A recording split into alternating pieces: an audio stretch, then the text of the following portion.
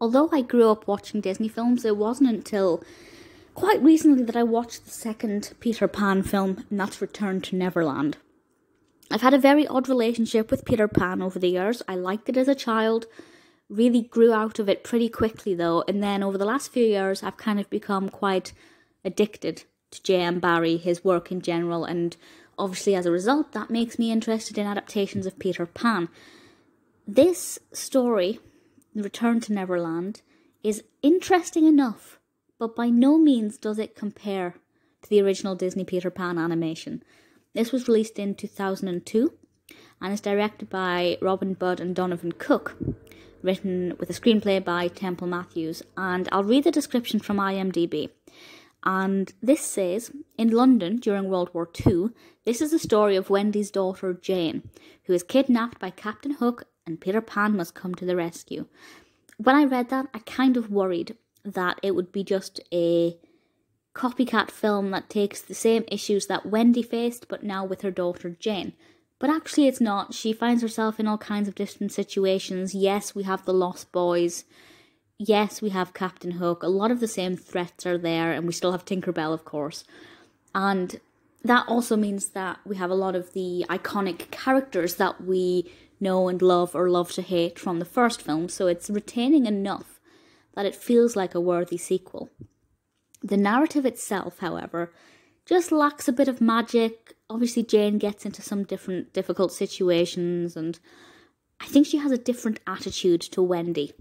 She's a lot more headstrong and her own person, maybe because of the age of the film, and when the film was released, the attitude towards female characters was slightly different.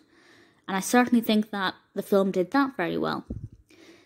Jane is voiced by Harriet Owen, and I think she's a really good protagonist, a very strong character, very well voice acted. The entire voice cast is great. For me, I think the most notable name is Jim Cummings, in terms of people whose work I'm familiar with. Peter Pan is voiced by Blaine Weaver, with Captain Hook voiced by Corey Burton, and Smee voiced by Jeff Bennett. Wendy is also in this, and as I said, we have a lot of the Lost Boys. So it's not the most intricate film, but it's certainly not the worst sequel. I'm sure if you're a Disney fan, you'll be aware of the fact that a lot of sequels just are cash cows trying to get the money off of the back of the success of the first film.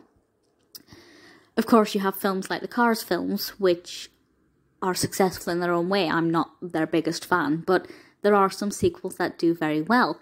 And Return to Neverland, for me, is one of them. It's a film that I would watch again.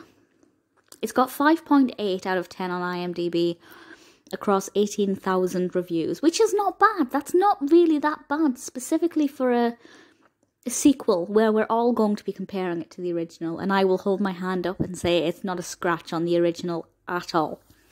It did actually receive 4 award nominations. It was nominated for 2 Annie Awards and for 2 Young Artist Awards. Obviously it won neither of those.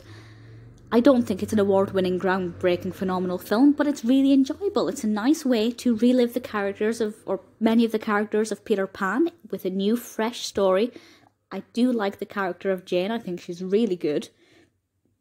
It's not as good as Peter Pan. Don't expect something as good as Peter Pan. But as long as you're willing to watch this, knowing that it's not going to be up to the same level, but is still enjoyable, I think Return to Neverland is one that you're going to enjoy.